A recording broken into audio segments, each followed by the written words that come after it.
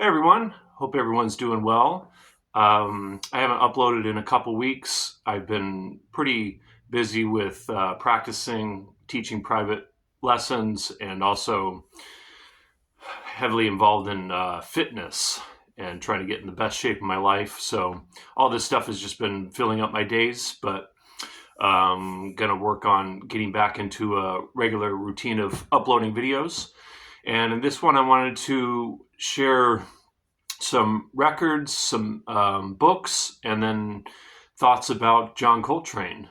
And he's been a huge inspiration for me, like with many other jazz musicians, and really been a powerful force actually in my life.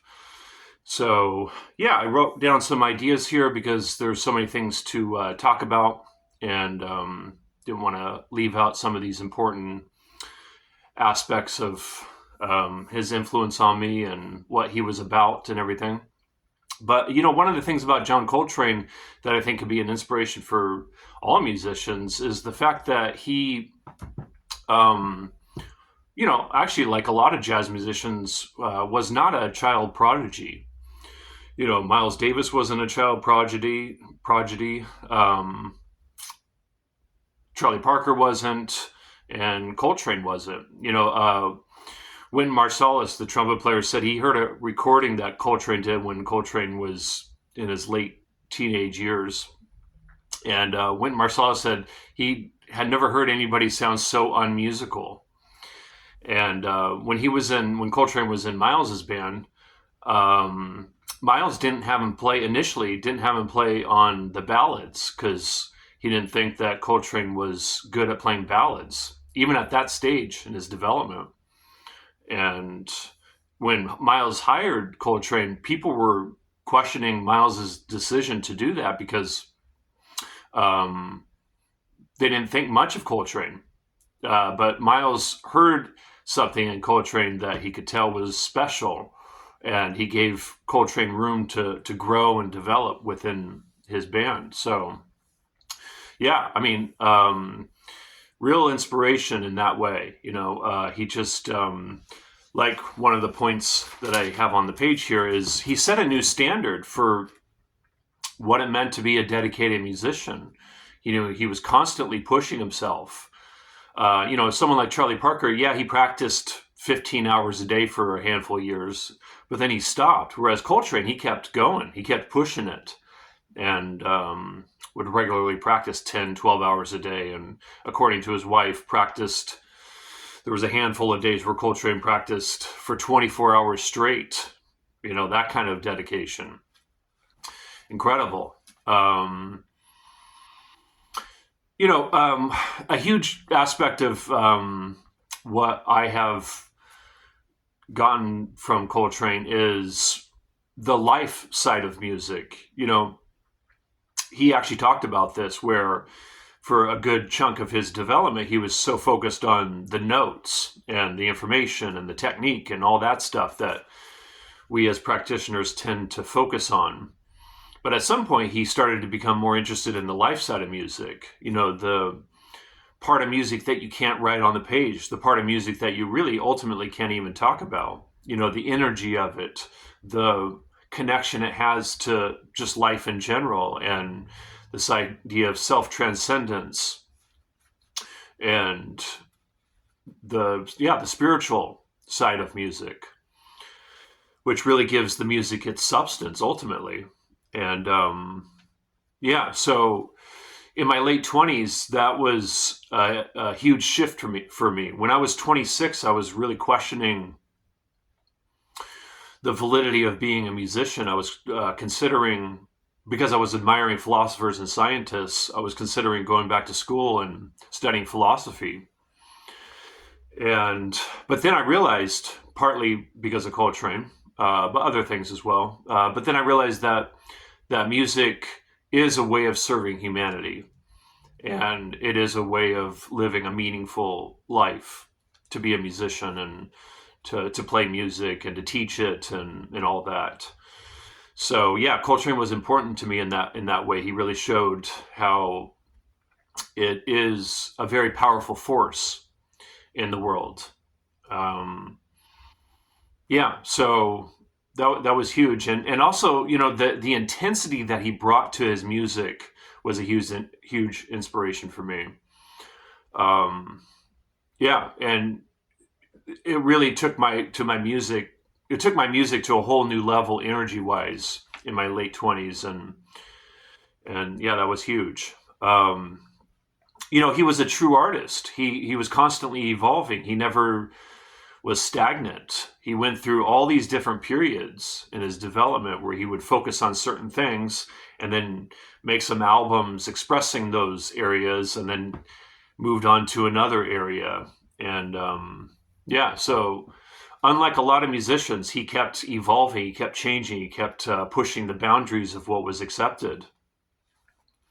And he was very much a consummate musician. He had all the theoretical concepts, he had the technique, he had the original concepts, he had the visceral, emotional, spiritual connection.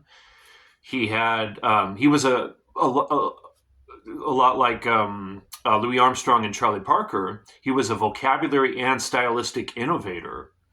He developed a whole new vocabulary, and then his hearing was on a high level, because in order to take all that stuff and express it in a musical way requires deep listening.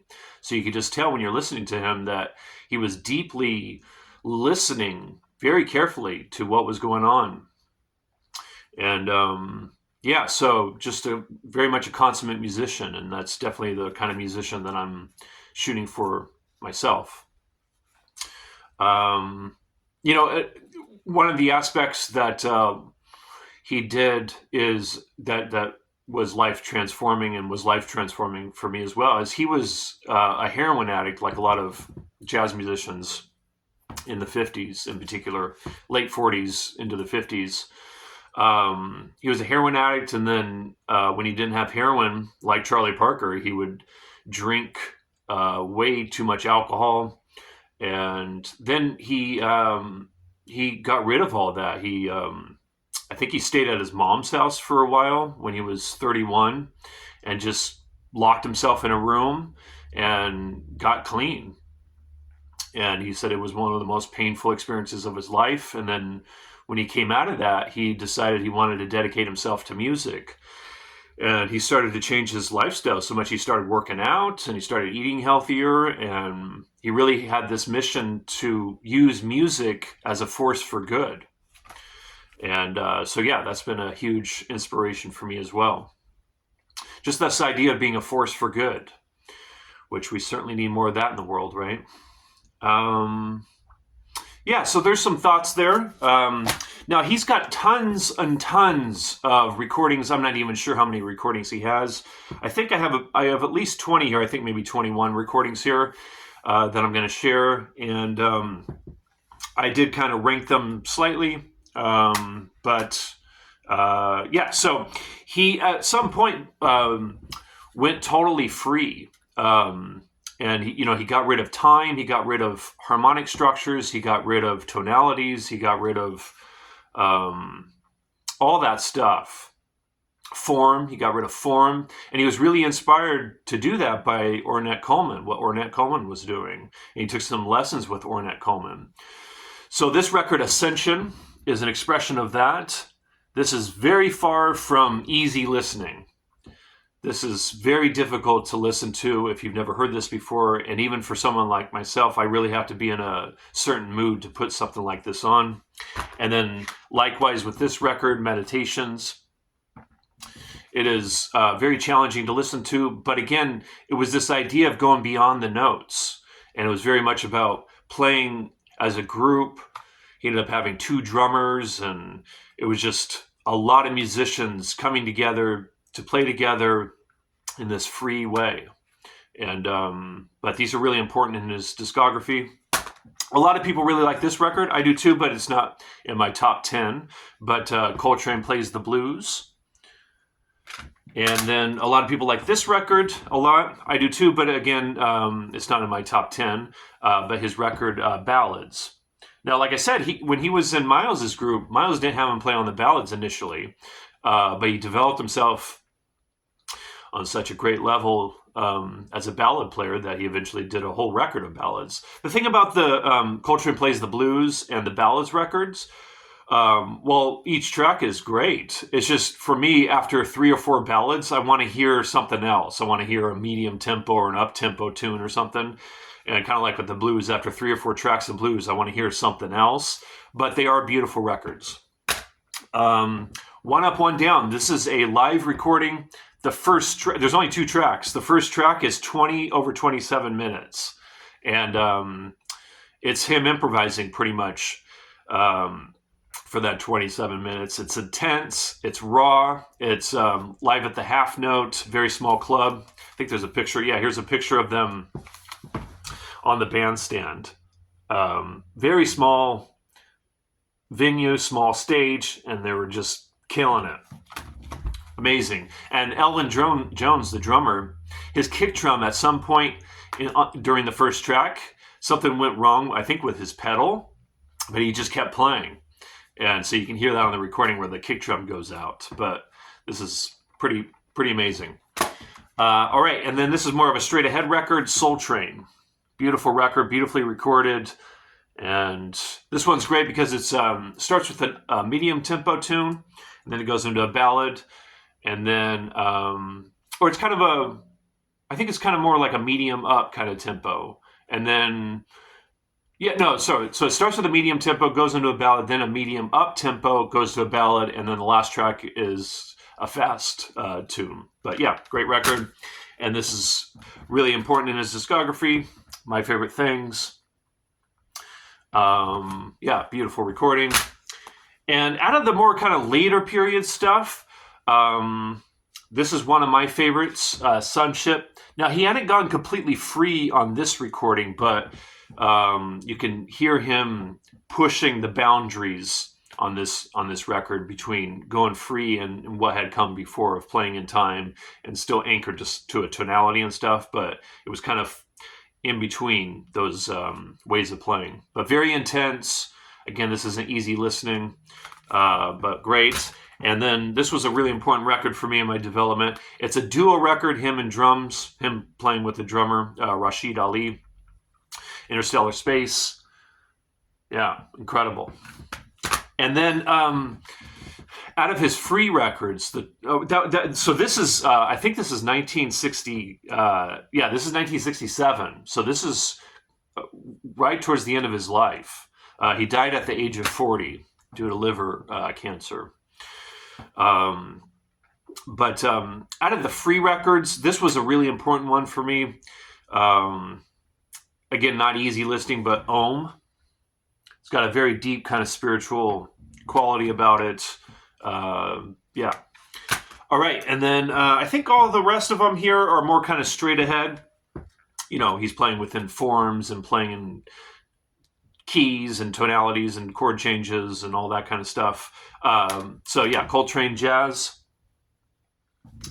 And then this is a very beautiful record that I've been listening to lately. I didn't mention this, but I am going through a Coltrane phase right now, which prompted me to make this video. John Coltrane and Duke Ellington. Beautiful record. And then this is some of these records posthumously released. I think this came out. Yeah, this came out in the early 2000s, maybe 2005.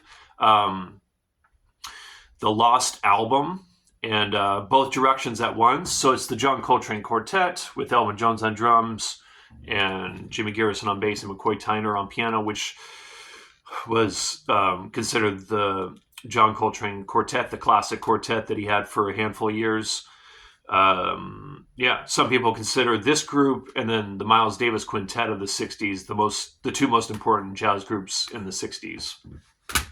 And then Coltrane Sound. This was very much an expression of this concept that he was heavily involved with. Some people call them Coltrane changes. That's a whole other video to get into about that. But Coltrane Sound, amazing record. This record is a very important record for me. Blue Train. I just remember a girlfriend of mine giving me this on my 19th birthday, and we were listening to this on our way home from Lake Tahoe. Yeah, it was just an important, pivotal time in my life when I was studying jazz. And then this is an amazing record, Crescent. The first three tracks are my favorite. The first track is my ultimate favorite, which is called Crescent. His solo on that is just so burning. This is with the quartet again. All right, and I think this is, here's my top 5. So Coltrane, Lush Life. The ballad Lush Life that's on here is a Billy Strayhorn tune, and it's my favorite Coltrane ballad. That he plays on. And then his first record, just self-titled Coltrane. And then this is also a self-titled one. This is the first studio recording with the quartet. And this is when he started to become more interested in playing modally. So a lot of what's on this record is more kind of modal playing. Beautiful record. And then this is the very first jazz record I ever got. This is my second to last favorite Coltrane record, Giant Steps.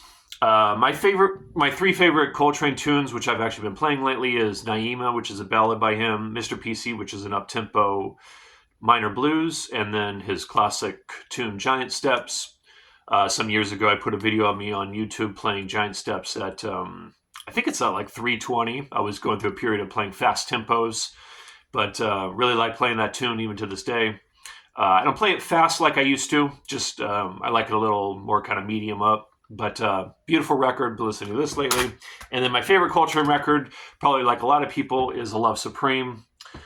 Just a masterpiece. No other record like it. Very special. Incredible. And then, not to go on too much longer here, but wanted to just share a couple books. I think this is the best biography of Coltrane by Lewis Porter.